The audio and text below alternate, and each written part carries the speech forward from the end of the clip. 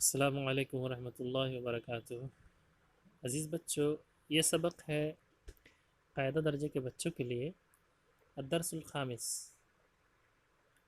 آج ہم 5ویں سبق میں پڑھیں گے دلون تفہیم القراءۃ کتاب سے۔ آج کا جو سبق ہے وہ 3 حرفوں پر مشتمل دلون لفظ سے، اس میں حرکت، تنوین اور جزم والے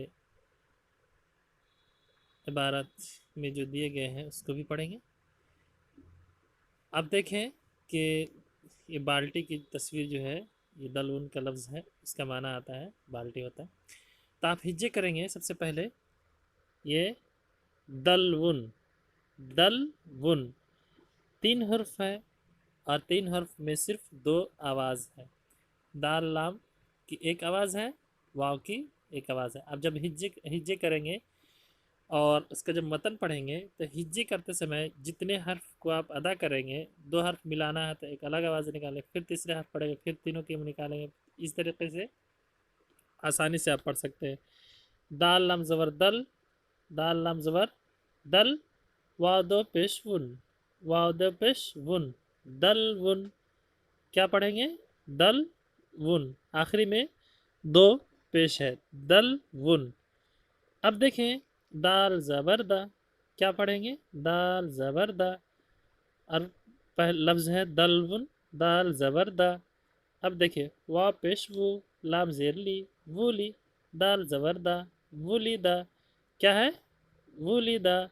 اسی طریقے سے را پیش رو، دال زیر دی، رو دی، میم زبر ما، رودی ما، کیا پڑھیں گے؟ رودی ما۔ اس کو بار بار پڑھنی ہے، رودی ما، رودی ما۔ اس کے بعد الف زبر آ، یا اس کو حمزہ زبر آ، دال پیش دو، ادو، میم زبر ما، ادو ما۔ اور آگے دیکھیں دال زبر دا، دال زیر دی، دال زبر دا، دال زیر دی، دال پیش دو، اور آخر میں ہے یہ صرف دال پڑھیں گے۔ اور یہ جو بڑی والی جو تحریر ہے وہ بھی دال ہی کے ہے۔ اور آگے جو ہے اس خانے میں جو ہے کیا ہے؟ الف